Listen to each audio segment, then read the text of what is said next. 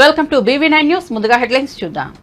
గత పాలకుల పాపాలు మనకు శాపాలన్న చంద్రబాబు. బుడమేరులో పూడిక తీయలేదు, గుంతలు పూడ్చలేదని ఆరోపణ. అందువల్లే విజయవాడకు కనివిని ఎరుగని వరదలు వచ్చాయని వివరణ. ప్రకాశం బ్యారేజీని ఢీకొట్టిన బోట్లు వైసీపీ వాళ్లవేనని వెల్లడి. మీకు మీరుగా తప్పుకుంటేనే గౌరవం. బడాబాబులకు సీఎం రేవంత్ హెచ్చరిక. అక్రమ నిర్మాణాలను కూల్చేయడం తప్పదన్న సీఎం. కోర్టుల్లోనూ పట్టు విడవకుండా పోరాడతామని వెల్లడి. Telangana police academy passing out parade లో సంచలన వ్యాఖ్యలు.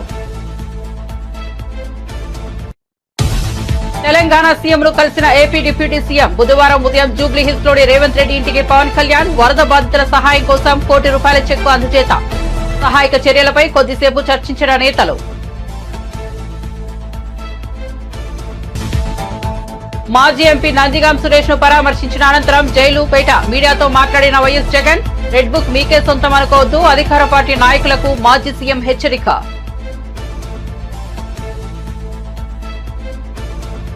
బెంగళూరు ప్యాలెస్ లో కూర్చునే వాళ్లకు ప్రజల కష్టాలు ఏం తెలుసన్న ఏపీ మంత్రి. వర్షాలు వరదలతో ఏపీ ప్రజలు అల్లాడుతుంటే వైసీపీ అధినేత వైఎస్ జగన్ రాజకీయాలు చేస్తున్నారని మండిపల్లి ఎద్దేవా.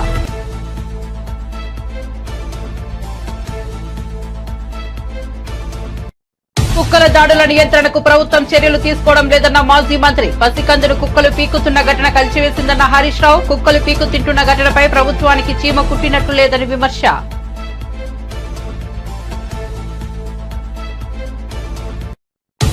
ప్రతిపక్ష భారత్ రాష్ట్ర సమితికి చెందిన శాసనసభ్యుడు పాడి కౌశిక్ రెడ్డి ఘాటు విమర్శలు. కాంగ్రెస్ పార్టీలో చేరిన సొంత పార్టీ ఎమ్మెల్యేలపై నిప్పులు. వారికి చీరలు గాజులు పంపుతున్నారు. ఇవి వేసుకుని నియోజకవర్గాల్లో పర్యటించాలంటూ హితవు.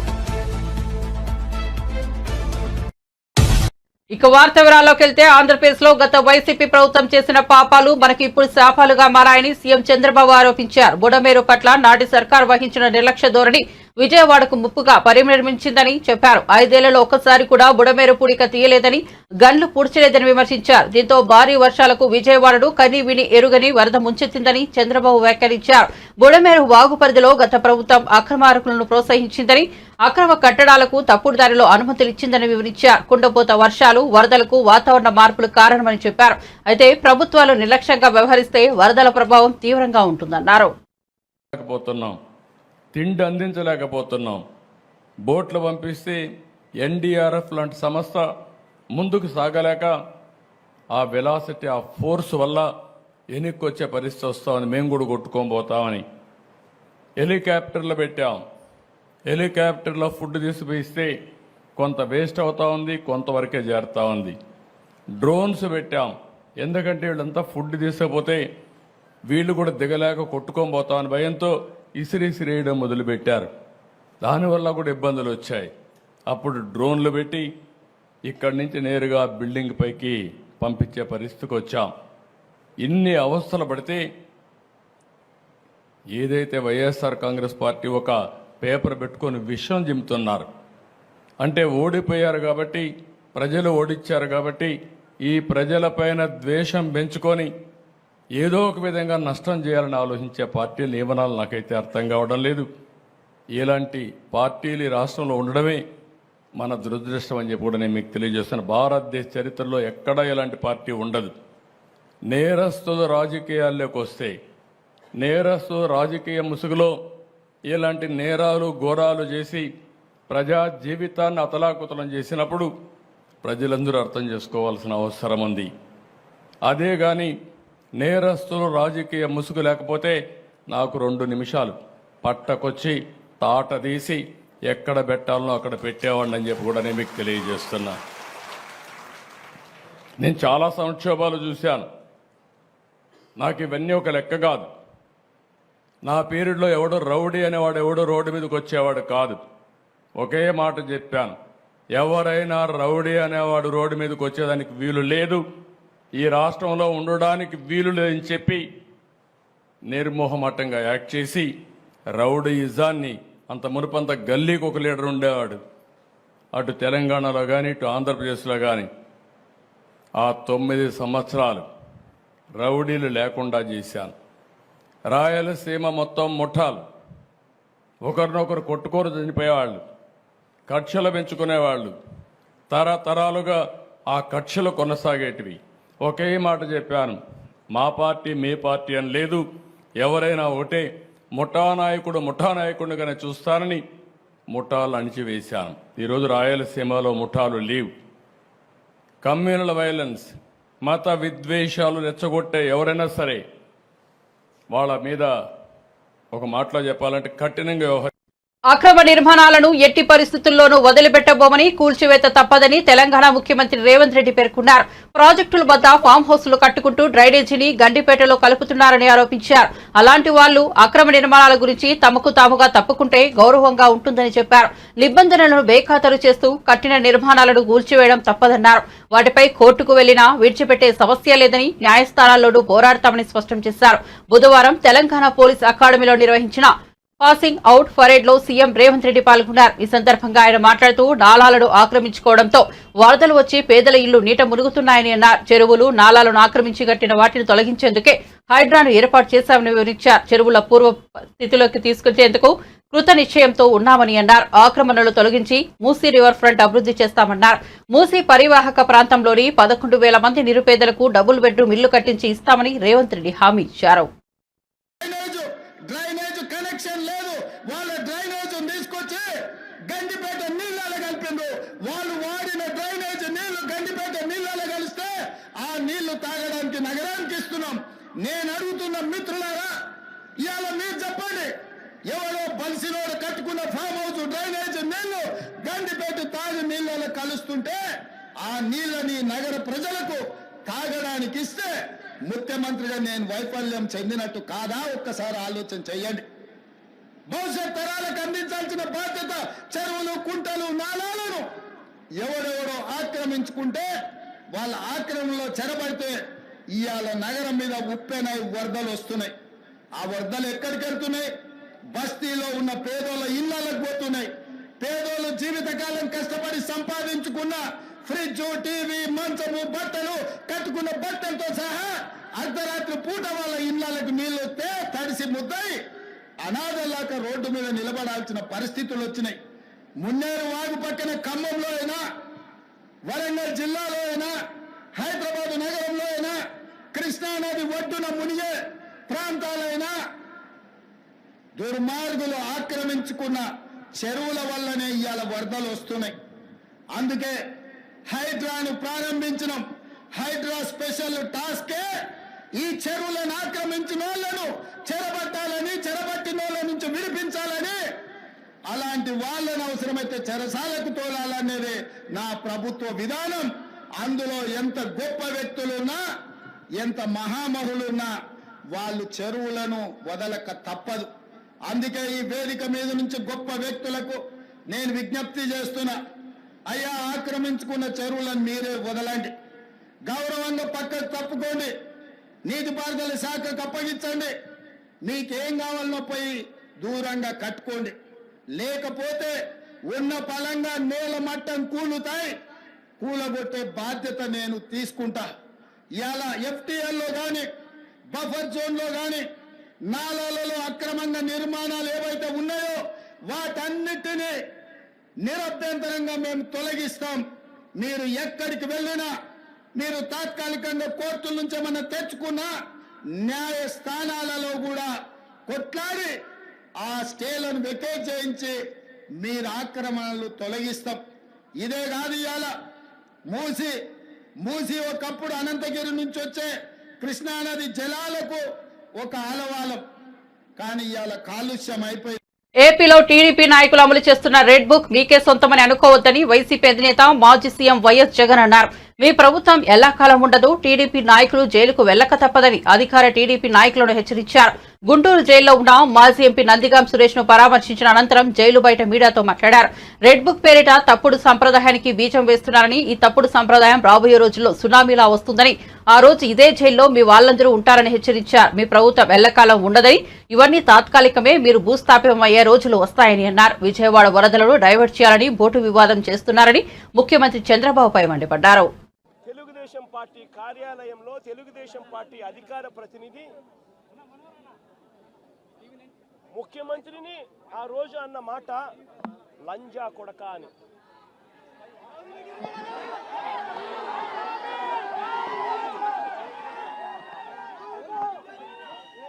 నిజంగా ఆ మాదిరిగా ఒక వ్యక్తి తిడితే రాష్ట్ర వ్యాప్తంగా ఆ ముఖ్యమంత్రిని ప్రేమించే వాళ్ళు, వైఎస్ఆర్ కాంగ్రెస్ పార్టీని అభిమానించే వాళ్ళు, రాష్ట్ర వ్యాప్తంగా ఉన్న వాళ్ళందరికీ కూడా కడుపు మండదా? ఎవరైనా చెబితేనే వాళ్ళు వచ్చి చేస్తారా?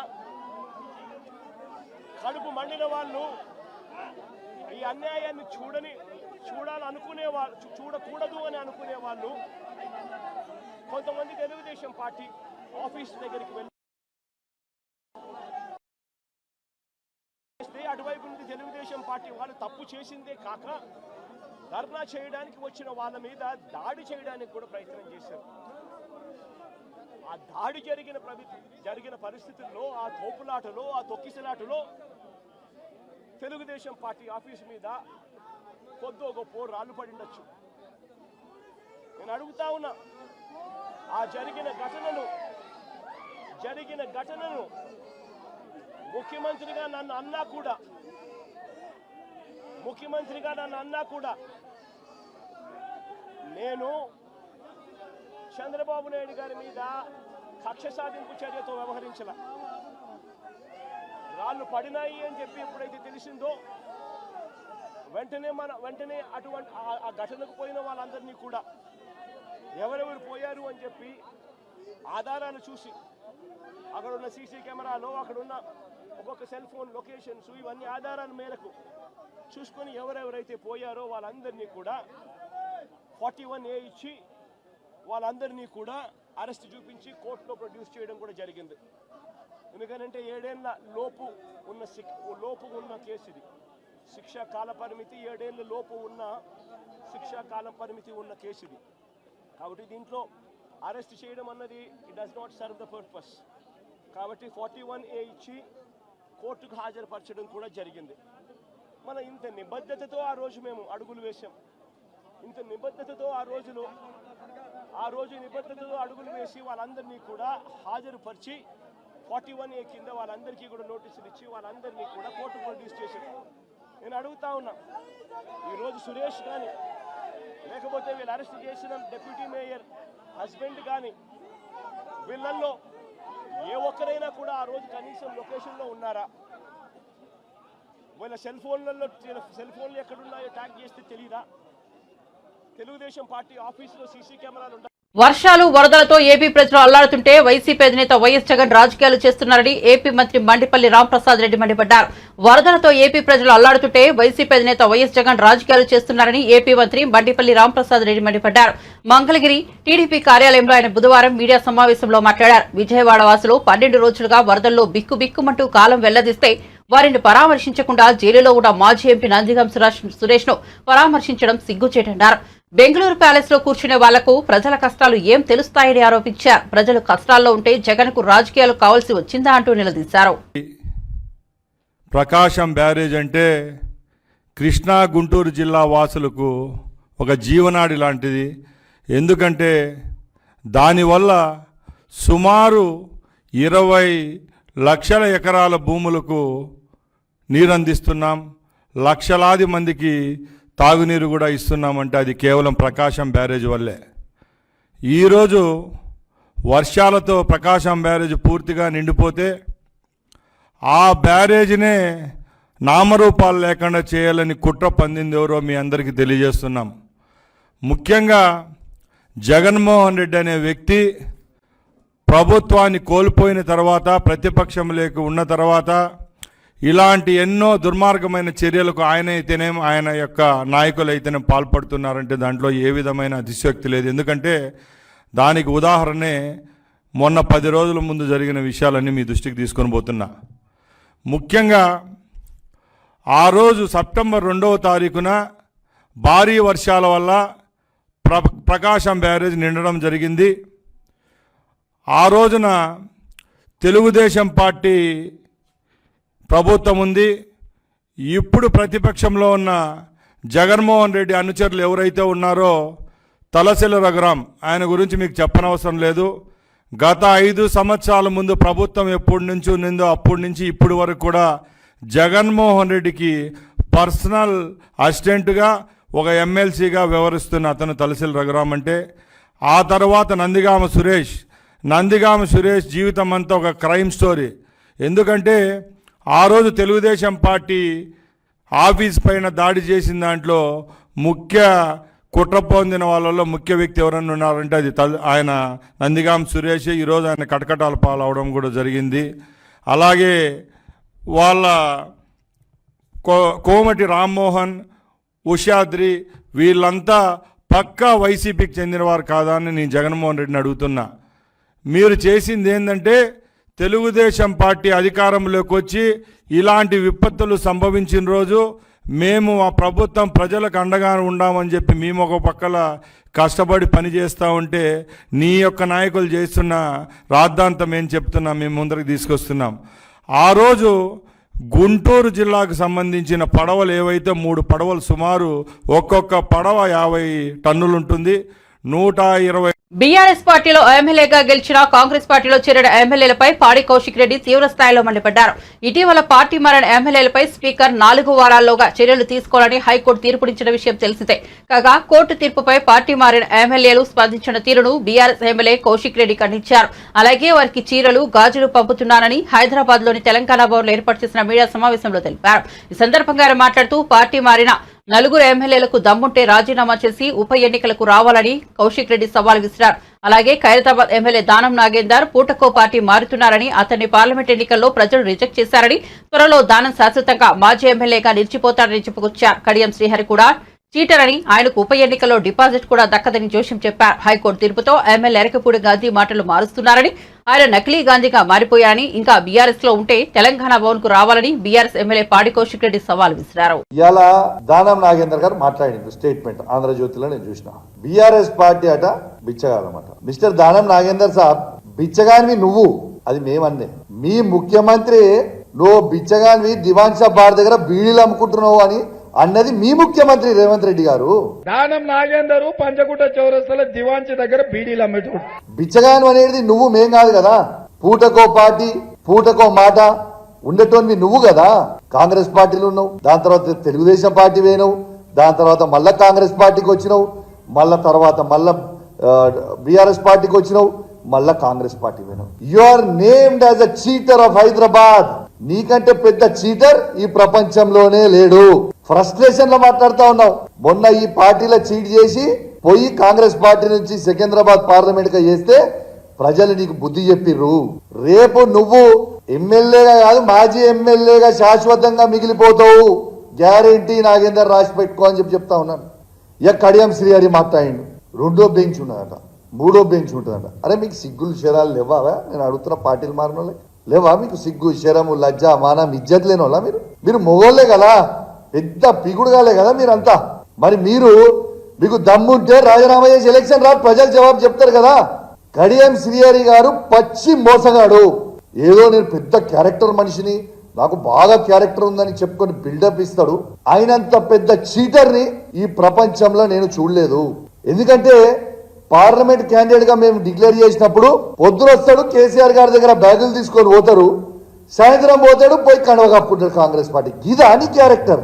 Your a cheater, your a characterless fellow. నీకు క్యారెక్టరే లేదు. ఇంకా నువ్వు ఏదో పెద్ద నీతులు మాట్లాడాల్సిన అవసరం ఏం లేదు. నీ స్టేషన్ పూర్ ఎలక్షన్లలో నువ్వు గెలుచుడు దేవుని గిరిగా, కానీ డిపాజిట్ తెచ్చుకో, డిపాజిట్ తెచ్చుకో. నువ్వే మొగను అయితే పో. డిపాజిట్ కూడా రాదు. ఆ పరిస్థితిలో ఉన్నారు ప్రజలందరూ. వేచి చూస్తా ఉన్నారు. ఈ 10 నియోజకవర్గాలలో ఎలక్షన్లు ఎప్పుడు వస్తాయని వేచి చూస్తా ఉన్నారు. వరద ప్రభావిత ప్రాంతాల పరిశీలనలో భాగంగా ముఖ్యమంత్రి చంద్రబాబు బుధవారం గోదావరి జిల్లాల పర్యటనకు వెళ్లారు. ఏలూరు జిల్లాలో వర్షాలకు దెబ్బతిన్న ప్రాంతాలను ఆయన పరిశీలించారు. కొల్లేరు పరివాహక ప్రాంతాలను విహంగ వీక్షణం ద్వారా పరిశీలించారు.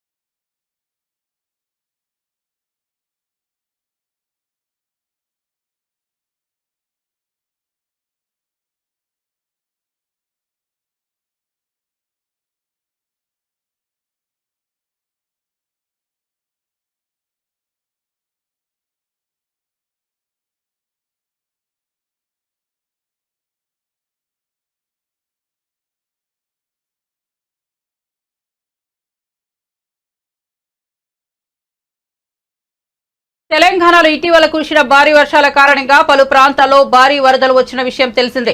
దీంతో పంట నష్టం, ప్రాణ నష్టం, ఎంతో మంది నిరాశ్రయులయ్యారు. ప్రభుత్వం పిలుపు మేరకు వరద బాధితుల సహాయార్థం ప్రముఖులు, సెలబ్రిటీలు, నేతలు, ప్రజలు భారీగా సీఎం సహాయ నిధికి భారీగా విరాళాలు అందిస్తున్నారు. ఈ క్రమంలోనే వరద బాధితుల కోసం తెలంగాణ పోలీసులు ఒకరోజు జీతాన్ని విరాళంగా ఇచ్చారు. తెలంగాణ పోలీసుల తరపున ముఖ్యమంత్రి సహాయ నిధికి 11,6,83,571 రూపాయలు విరాళం అందించారు. తెలంగాణ పోలీస్ అకాడమీలో ఎస్ఐ పాసింగ్ పరేడ్ కార్యక్రమంలో సీఎం రేవంత్ రెడ్డికి డీజీపీ జితేందర్ చెక్ను అందజేశారు.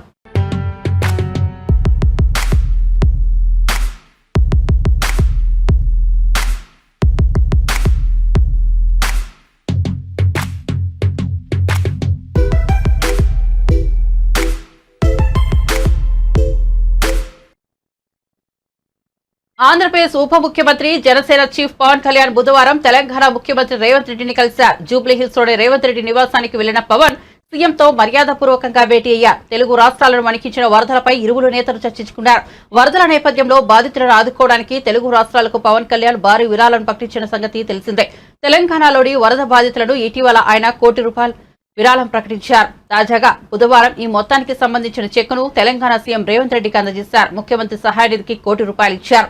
అనంతరం వరద ప్రభావిత ప్రాంతాల్లో చేపడుతున్న సహాయక చర్యలపై కొద్దిసేపు చర్చించినట్లు సమాచారం.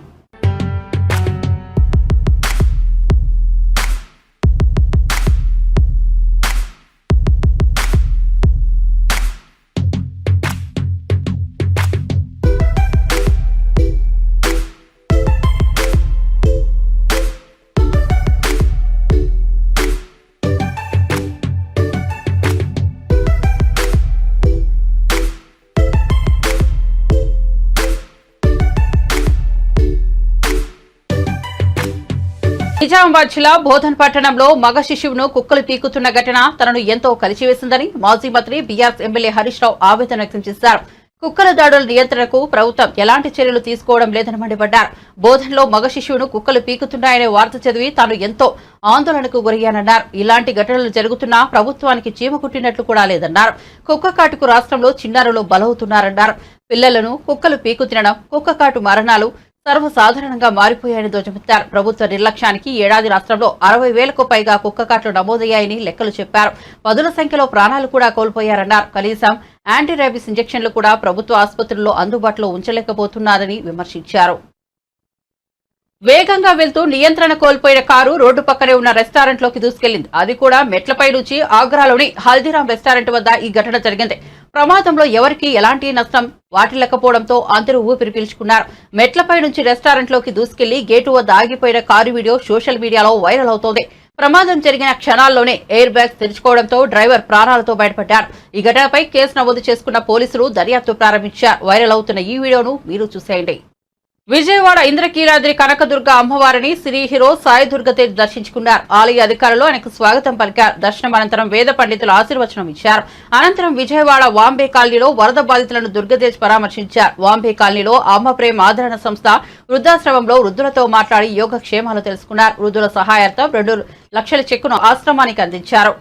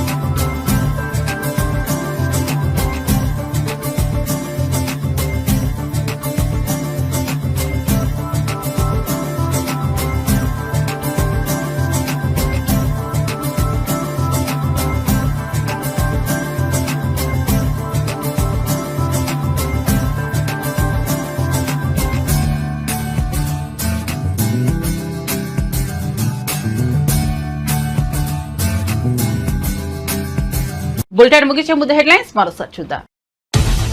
గత పాలకుల పాపాలు మనకు శాపాలన్న చంద్రబాబు. బుడమేరులో పూడిక తీయలేదు, గుంతలు పూడ్చలేదని ఆరోపణ. అందువల్లే విజయవాడకు కని విని ఎరుగని వరదలు వచ్చాయని వివరణ. ప్రకాశం బ్యారేజీని ఢీకొట్టిన బోట్లు వైసీపీ వాళ్లవేనని వెల్లడి.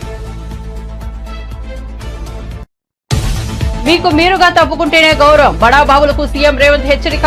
అక్రమ నిర్మాణాలను కూల్చేయడం తప్పదన్న సీఎం. కోర్టుల్లోనూ పట్టు విడవకుండా పోరాడతామని వెల్లడి. Telangana police academy passing out parade లో సంచలన వ్యాఖ్యలు. తెలంగాణ సీఎంను కలిసిన ఏపీ డిప్యూటీ సీఎం. బుధవారం ఉదయం జూబ్లీహిల్స్ లోని రేవంత్ రెడ్డి ఇంటికి పవన్ కళ్యాణ్. వరద బాధితుల సహాయం కోసం ₹1 కోటి చెక్కు అందజేత. సహాయక చర్యలపై కొద్దిసేపు చర్చించిన నేతలు.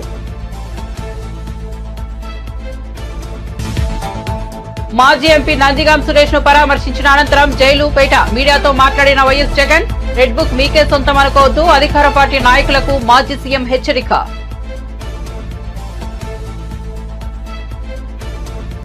బెంగళూరు ప్యాలెస్ లో కూర్చునే వాళ్లకు ప్రజల కష్టాలు ఏం తెలుసన్న ఏపీ మంత్రి. వర్షాలు వరదలతో ఏపీ ప్రజలు అల్లాడుతుంటే వైసీపీ అధినేత వైఎస్ జగన్ రాజకీయాలు చేస్తున్నారని మండిపల్లి ఎద్దేవా.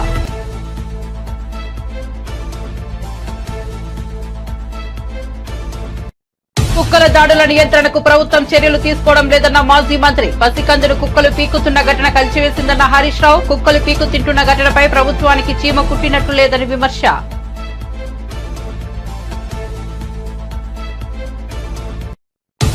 ప్రతిపక్ష భారత్ రాష్ట్ర సమితికి చెందిన శాసనసభ్యుడు పాడి కౌశిక్ రెడ్డి ఘాటు విమర్శలు. కాంగ్రెస్ పార్టీలో చేరిన సొంత పార్టీ ఎమ్మెల్యేలపై నిప్పులు. వారికి చీరలు గాజులు పంపుతున్నారు. ఇవి వేసుకుని నియోజకవర్గాల్లో పర్యటించాలంటూ హితవు. మరిన్ని అప్డేట్స్ కోసం చూస్తూనే ఉండండి BV9 న్యూస్.